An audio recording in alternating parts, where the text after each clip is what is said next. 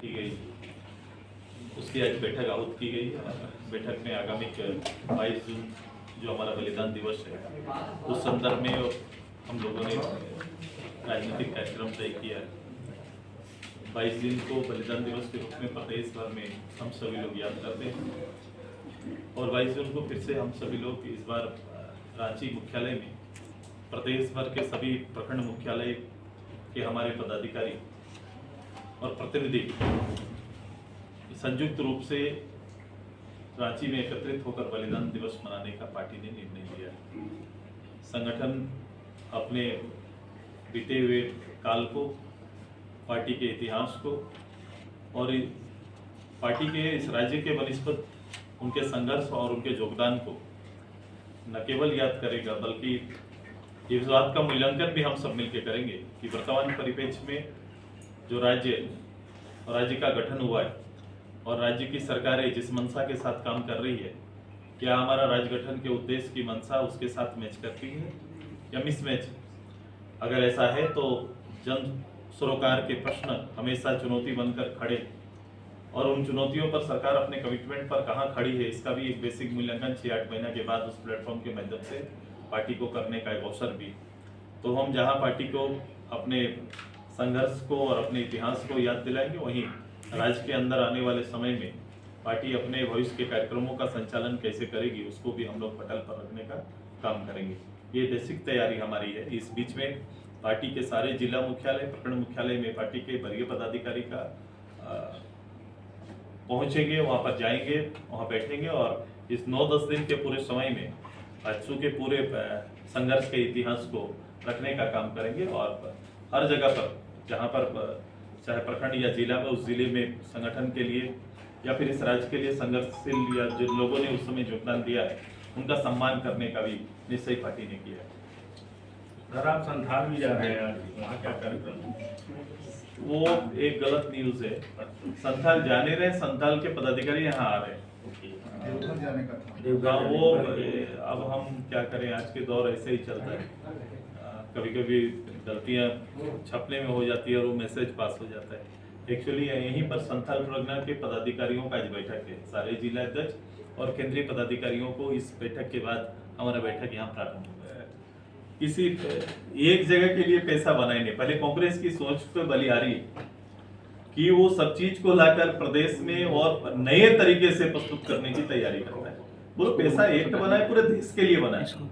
वो कभी एक राज्य के लिए मॉडल नहीं हो सकता है। वो एक्ट बनाए, उस कमेटी ने एक्ट बनाया है, वो देश के लिए लागू है। अभी ये कौन सा मॉडल आप नए तौर पे इस राज्य में, रांची में लाकर देश में देना चाहते हैं? ये कांग्रेस है, कुछ भी कर सकती है। सवाल ये है पैसा को लेकर कि इस सरकार ने उसके नियमावली अभी तक बनाने का जो कमिटमेंट किया था वो भी अभी तक पूरा नहीं किया, ना लागू किया है। और इसके तहत जो नुकसान हो रहा है वो सभी वर्गों को इस नुकसान में है। आज के दिन में कई तरह के विषय हैं। अभी कुछ दिन पहले आपने सड़कों पर जो हमारे खासकर आदिवासी समाज से जुड़े हुए उनकी अस्मिता के लिए संघर्ष करने वाले लोगों को सड़क पर आपने देखा है। ये संघर्ष चल रहा है, उनका कोई जवाब सरकार की ओर से नहीं आता। यही सरकार जब ऐसे निर्णय या इस तरह के कोई भी प्रयास कभी पूर्व में हुए तो सड़क पर उतरकर इसका विरोध करती थी। आज सरकार खुद लाठी, डंडा और गोली लेकर इसका नेतृत्व कर रही है। कहा जा रहा है कि इसका ड्राफ्ट तैयार हो रहा है, तो आजसू की तरफ से क्या कुछ सजेशन रहेगा इस ड्राफ्ट के लिए? देखो, ये ड्राफ्ट कब से कहा जा रहा है? 2 साल हो गए हैं। पिछली गवर्नमेंट में जब गवर्नर साहब को हटा के खुद जब ये चेयरमैन बने, खुद मुख्यमंत्री उस पद के में आए और उसके बाद एक बैठक उन्होंने किया है, बाकी कोई बैठक में खुद मुख्यमंत्री शामिल नहीं। और तब से ड्राफ्ट बन रहा है और आज तक बन रहा है, या आने वाले कब तक बनेगा, ये इसकी तिथि अभी तय नहीं हुई। ड्राफ्ट क्या है, लोग क्या चाहते हैं, लोग की भावना क्या है? लोग की भावना है जो पैसा एक्ट जो बना है उसका संरक्षण सभी लोगों को मिले, उसके तहत जो कानून है उसका संरक्षण सभी ग्राम सभा से लेकर सारे जो अधिकृत जो इकाई है वहां उसको मिलना चाहिए। एक ड्राफ्ट कल ग्रामीण विकास विभाग की ओर से दिया गया था कार्यशाला में, उसमें जो अभी नहीं करो पर ये हो गया कि अब तो मैं तो एक बार कहा था, मैं एक पॉलिटिकली कहा था, लेकिन ये झारखंड मुक्ति मोर्चा के नेतृत्व की यह सरकार गुरुजी की भावनाओं का सम्मान करती है कि नहीं, गुरुजी के आदर्शों पर चल रही है कि नहीं, बड़ा प्रश्न है। सरकार कायदे से खुद शराब बेचने की तैयारी कर रही है, पर ये लोग ने, मैं देखा हूँ इस सरकार ने शिक्षा और शराब को हमेशा ये लोग बराबर रखते हैं और मुझे लगता है इस पे ज्यादा फोकस करते हैं। अभी जो घटनाएं आ रही है, जिस तरह से जांच और उसके दायरे बढ़े हैं, अब आने वाले समय में सारे निर्णयों के ऊपर कहीं ना कहीं प्रश्न खड़े होंगे और इसका दायरा बढ़ेगा।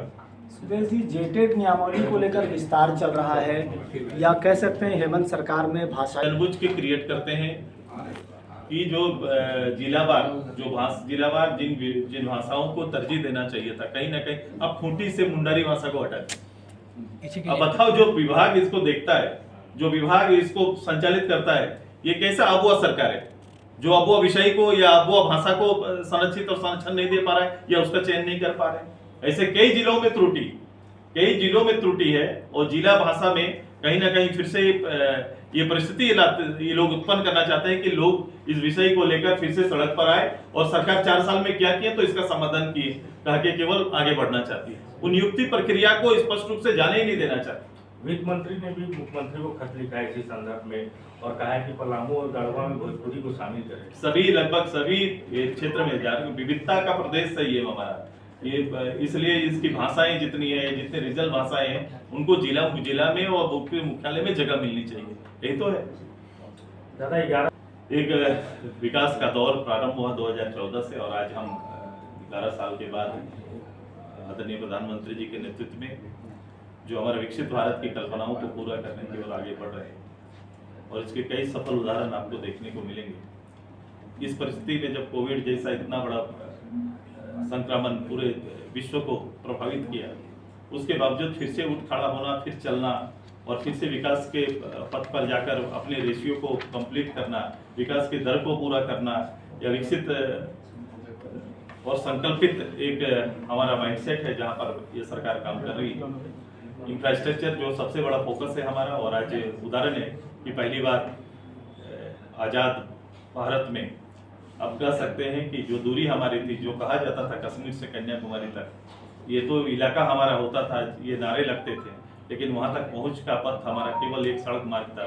अब रेल वहां तक पहुंच गई है। ये सुविधा का आकलन कर सकते हैं किस लेवल पे सोचा जा रहा है और किस लेवल पे काम हो रहा है। दादाजी, शराब नेता के दौर से प्रदेश गुजर रहा है, एक आर्थिक संकट इस राज्य के अंदर में है, ये जो बहुत ही चिंतित विषय है। एक विषय नहीं, केवल शराब नहीं, शराब पर तो कोई नीति या निर्णय ही इनका स्पष्ट नहीं है। मैं कह रहा हूं कि अभी भी जिस योजनाओं को प्रभावित करने के लिए सरकार ने लाया, ये पूरी सरकार मैया योजना का फंड इकट्ठा करने में लगी रहती है। आज पेंशन का देख लो, पेंशन जो एक सुचारू रूप से चलने वाला पेंशन कब से बाकी है, पेंशन लोगों को नहीं मिल रहा है। छोटे छोटे गवर्नमेंट के पहले कमिटमेंट जो थे, उन कमिटमेंट को अभी पूरा नहीं कर पा रहे हैं। जिनको नौकरी दिया है उनका वेतन सही समय पर नहीं आ रहा है। जिन ठेकेदारों ने काम किया है, उन ठेकेदारों की काम की हुई राशि उन्हें प्राप्त नहीं हो रही है। इस तरह से स्थिति है, माने एक भयावह स्थिति है। ये सामने आके कोई कह नहीं रहा है, लेकिन ये राज्य और राज्य की स्थिति बहुत ही वित्तीय स्तर पर भी अराजकता तो है। अराजकता का ने इस राज्य को वित्तीय घाटे की ओर, बड़ा एक प्रॉब्लम की ओर ले